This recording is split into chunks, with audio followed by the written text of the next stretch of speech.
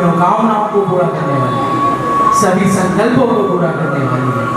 ये ऐसी श्रीमद् भागवत जी का हम सभी बड़े ही सुमंगल और बड़े ही आदर के साथ, सम्मान के साथ, प्रेम के साथ, भक्ति के साथ आस्वादन कर रहे हैं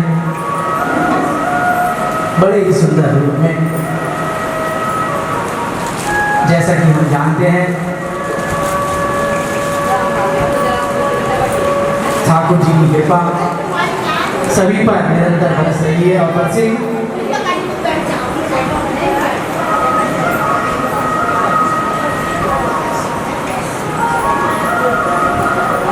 श्री ठाकुर जी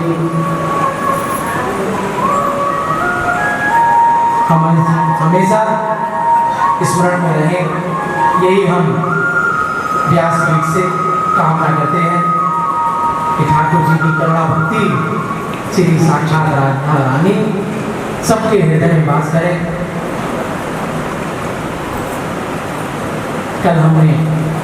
कल की कथा में हमने श्री बामन लीला जी, श्री ध्रुव लीला जी को गाया, बड़े ही सुंदर रूप में उनके प्रसंगों को कहा। श्री आनंद में यह पल हम सबके बीत रहे हैं।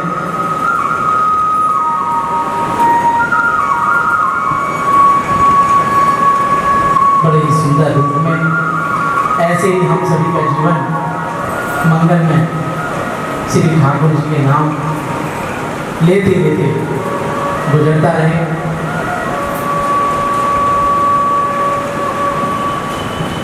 जैसा कि हम सब जानते हैं श्री ध्रुव लीला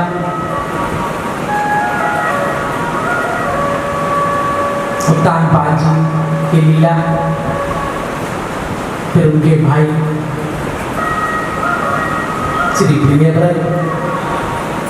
प्रियव्रत जी का नाम ही इतना सुंदर है, जिसने प्रिय प्रिय व्रत रखे हों, प्रिय प्रिय व्रत जिन्होंने ले रखे हों कि मेरे शरीर के द्वारा किसी को कष्ट ना हो, मेरी वाणी के द्वारा किसी को कष्ट ना हो, कभी मैं असत्य भाषण ना करूं। ऐसे ऐसे पद ले रखे थे श्री प्रियव्रत जी ने। कल भी हमने थोड़ा उनके बारे में कहा, लेकिन लीला विश्राम की होती और बामन जी की लीला भी करती थी। तो आज थोड़ा लेकर फिर आगे की कथा बढ़ाएंगे। श्री प्रियव्रत जी का चरित्र बड़ा ही सुंदर है। जैसा कि बताया गया कि सूर्य नारायण भगवान का जो रथ था वह तो दिन में घूमता जिससे अंधेरा ना हो, और आज भी घूम ही रहा। आज जो प्रत्यक्ष रूप से कलयुग में जो देवता हैं जिनके हम साक्षात दर्शन कर सकते हैं वो श्री सूर्य नारायण ही तो कभी भी कर सकते हैं साक्षात रूप। इस प्रकार श्री प्रियव्रत जी ने देखा कि दिन में तो सूर्य नारायण भगवान का रथ घूमता है और उजाला रहता है, प्रकाश रहता है, लेकिन रात्रि में अंधेरा छा जाता है और सब सो जाते हैं, निद्रा ले लेते हैं। प्रियव्रत जी ने कहा कि क्यों ना मैं रात्रि में अपना रथ घुमाऊं, जिससे लोग जागे और ठाकुर जी के नाम गुण का वर्णन करें, नाम स्मरण करें। उन्होंने अपना रथ रात को भी रात्रि में घुमाना शुरू कर दिया।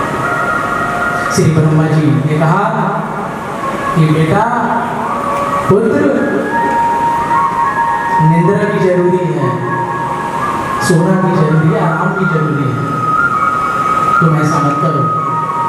और आगे में कलयुग आ रहा है और उसमें तो सोना बहुत ही जरूरी है, लेकिन जो कलयुग के प्राणी है श्री भागवत जी कहती है कि इतने काम में व्यस्त रहते हैं, इतने काम में, इतना काम प्रिय है कार्य कि यदि दिन में तो हो ही हो और रात्रि में मिले काम करने के लिए तो रात्रि में भी करें। और कब तक करें? कब तक धन कमाएं? जब तक एक आध नस ना बढ़ जाए। तो ब्रह्मा जी ने कहा पुत्र सोना भी जरूरी है। जैसा कि कल बताया गया, निद्रा माता जो हमें निद्रा प्रदान करती है। हम स्वयं देखते हैं कि कुछ करें ना करें, लेकिन एक समय पर रात्रि में नींद स्वयं आ जाती है। फिर उस समय हमें कुछ नहीं रहता, कुछ याद नहीं, कुछ नहीं। एक समय निद्रा, तो निद्रा ही तो माता जी जो इस कार्य को हमारे कर रहे हैं, इसे ब्रह्मा जी की देन है। बड़ी सुंदर कहा जाता है निद्रा भी 6 घंटे तक उचित है। 6 घंटे तक तो निद्रा माता आती होगी, और यदि जो 6 घंटे के बाद सोते हैं तो फिर कोई राक्षस ही आते होंगे। 6 घंटे की निद्रा बताई है बड़ी सुंदर रूप में। हम सब जानते हैं कि कैसे भारत भूमि का जो ऊपर खावड़ थी, कहीं खाई कहीं पहाड़, कहीं खाई कहीं पहाड़, श्री प्रियव्रत जी ने उसे समतल किया और सप्त द्वीपों का निर्माण किया। समुद्र तो एक ही है, लेकिन उसमें जो द्वीप है वो सात है। और कहा जाता है कि चंबल की घाटी को छोड़ दिया, कि जिससे नमूना हो, एक उदाहरण के तौर पर, कि पहले जो चंबल की घाटी का नाम आता है ना, कि भारत भूमि ऐसी है, कहीं खाई कहीं पहाड़। बड़े ही सुंदर कार्य की। और हम सब बड़े भाग्यशाली हैं जो इस भारत भूमि जैसी भूमि पर हमारा जन्म हुआ। श्री भारत भूमि सुंदर क्यों? जैसे कि बताया गया था कि आत्म कल्याण का जो मौका मिलता है, अवसर मिलता है, वो सिर्फ इस भूमि पर। ना इंग्लैंड, ना ऑस्ट्रेलिया, ना अमेरिका, कहीं नहीं। और प्रभु ने तो हमें 4 वरदान भी दिए हैं साक्षात रूप में। कौन कौन से? सर्वप्रथम हमें मनुष्य बनाया। यदि हम गोदर गधे घोड़े बनते या कुछ और बनते पशु रूप में, तो हम कुछ कर पाते, आज कथा सुन पाते नहीं। तो ठाकुर जी की सबसे पहली कृपा, कहते हैं ना, हमें ठाकुर जी ने कृपा नहीं की, हम पे कृपा नहीं आ रही। तो कृपा सबसे पहली कृपा यही कि मनुष्य बनाया। और मनुष्य ही बनाया तो भारत जैसी भूमि का बनाया। कहीं और जन्म हो जाता, वहाँ का तो काम यह है, खाओ पियो, चाहे उधार करो, खाओ पियो, अपना जीवन ऐसे निकाल दो, भोग करते रहो, बस और कुछ नहीं इससे ऊपर। लेकिन यहाँ इससे ऊपर होता है। जो तीसरा, ऐसी भूमि पर जन्म दिया जो साक्षात संतों की भूमि है, साक्षात संतों की भूमि। ऐसे ऐसे महान संत, ऐसे ऐसे भक्त इस धरती पर रहे हैं जिनका भक्तमान जी में चर्चा करते हैं। जब कभी भक्तमान जी की कथा सुनाई जाएगी तो उसमें हम श्री भक्तमान जी की ही कथा करते हैं। बड़े सुंदर सुंदर ऐसे ऐसे भक्तों की कथा सुनाते हैं। नानी बाई जी का माहिरो, नरसिंह जी का भार, रूप गोस्वामी जी, सनातन गोस्वामी जी का चरित्र, नामदेव जी का चरित्र, वामदेव जी का चरित्र, इनके ही चरित्र ऐसे हैं कि जो कई दिन तक चलते थे एक के। देखिए उन्हें बड़े सुंदर तरीके से भक्तमाल जी में गाया जाता है। श्री हरिदास जी का चरित्र, तुलसीदास जी का, सूरदास जी का, कबीरदास जी का, बड़े सुंदर जिन्होंने साक्षात ठाकुर जी की कृपा हुई, जिन्हें साक्षात दर्शन हुए, आमने सामने बैठकर बातें करते। तो ठाकुर जी की बड़ी कृपा है कि ऐसी भूमि पर जन्म दिया जहाँ संतों की भूमि है और जहाँ साक्षात भगवान आए हो। साक्षात भगवान कहा जाता है। जब ईसा मसीह मोहम्मद जी भी आते हैं तो पहले इस धरती को चूमते हैं। ऐसी सुंदर भूमि, बड़ी ही सुंदर आनंदमय।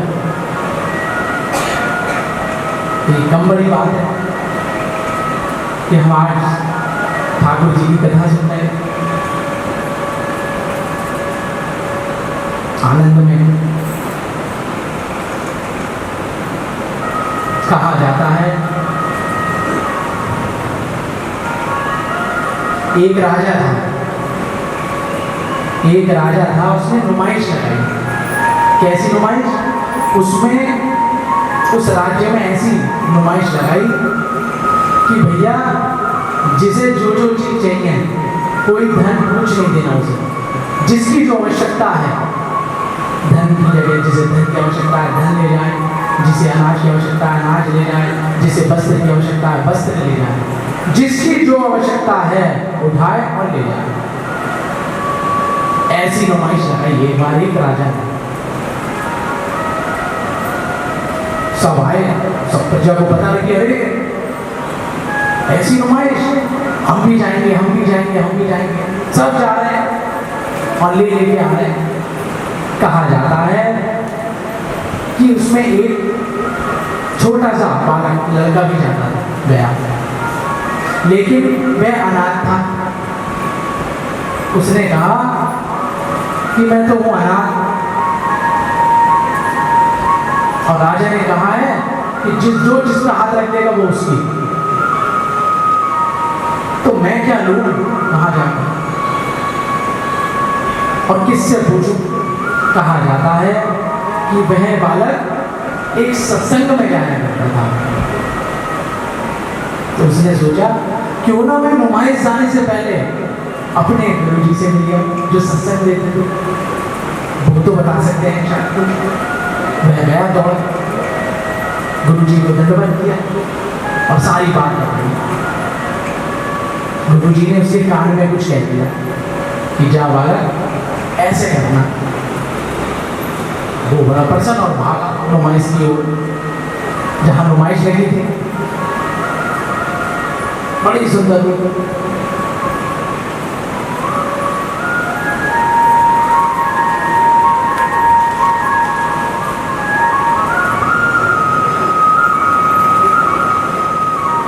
अब वो गया ना, पहुंचकर जहां सभी वस्तुएं रखी थी, धन रखे थे, अनाज रखा था, कपड़े रखे थे, वहां तो वह नहीं रुका, वहां नहीं रुका। और कहां रुका? सीधे अंदर जाता रहा।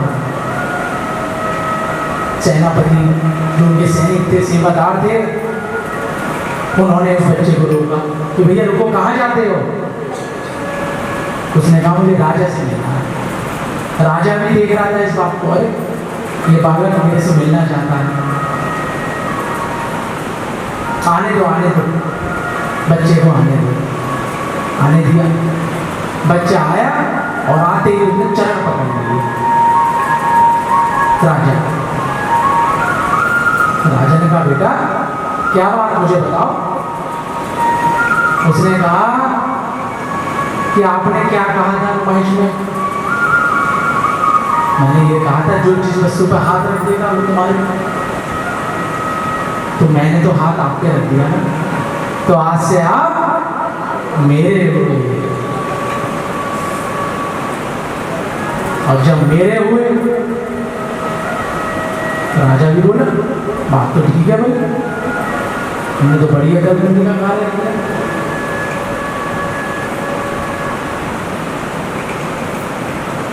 उसने कहा राजा ने कि बेटा आज से तुम भी मेरे हुए, और जब तुम मेरे और मैं तुम्हारा हुआ तो ये जो नुमाइश का जो सब कुछ लगा हुआ है ये किसका हुआ?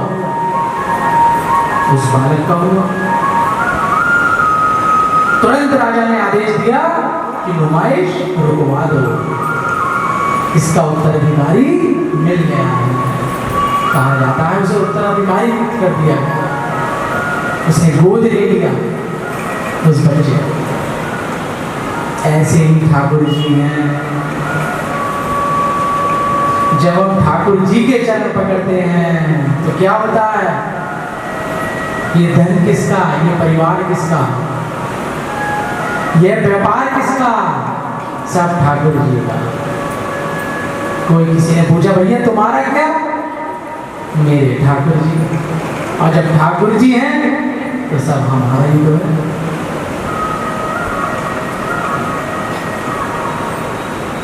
ये है ठाकुर जी की।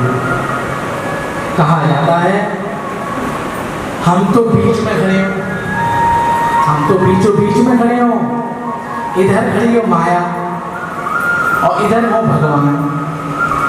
तो यदि हम माया के पीछे भागे तो पीठ हो जाएगी ठाकुर जी की तरफ। और माया तो जब तक मायापति के पास न पहुंचाते तब तक पीछा नहीं छोड़ती।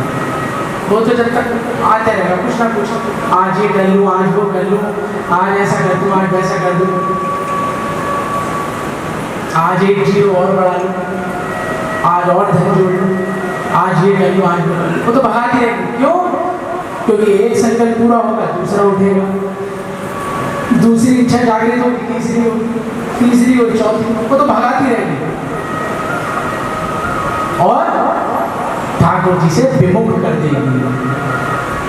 विमुख यानी हम नाम लेना, उनकी लीला नाम सब स्मरण करना भूल जाएंगे और भागते हैं।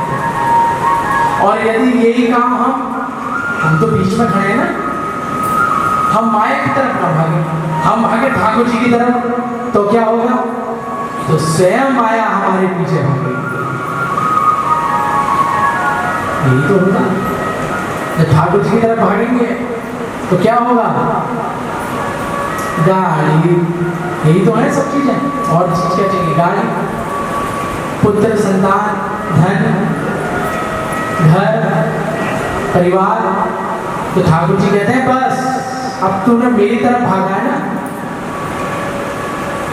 अब तू चिंता मत कर, अब चिंता मैं करूंगा। अर्जुन के लिए कहा था ना, अर्जुन भी बोले थे कि हमें चिंता नहीं उसकी, उसे चिंता हमारी है। हमारी नाम का रक्षक सुदर्शन चक्रधारी है। यही तो कहा था। बड़े सुंदर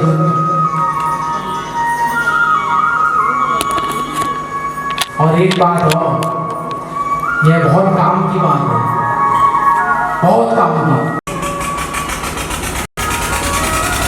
कहा जाता है जब हम भक्ति करते हैं ना, जब हम भक्ति करते हैं तो कुछ कुछ जिज्ञासी जन कहते हैं, और कहीं कहीं होता भी है भैया, लेकिन इसी के साथ हुआ। बहुत पूजा करता था, बहुत शंकर भगवान को जल चढ़ाने जाता था, बहुत ठाकुर जी की रास्ते में आरती करता था, बहुत घंटी बजाता था, और इसी के साथ हुआ। होता है, कहा जाता है कभी भी भक्ति और प्रारब्ध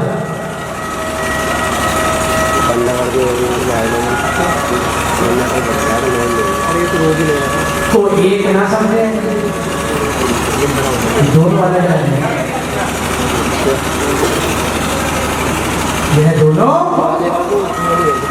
अलग अलग है, भक्ति और प्रारब्ध।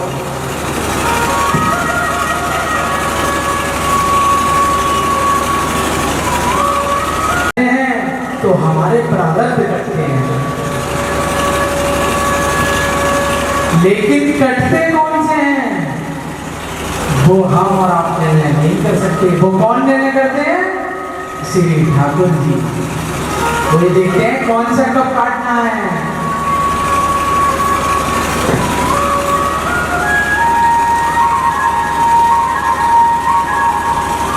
इस प्रकार कभी भी भक्ति और प्रारब्ध को एक न समझें,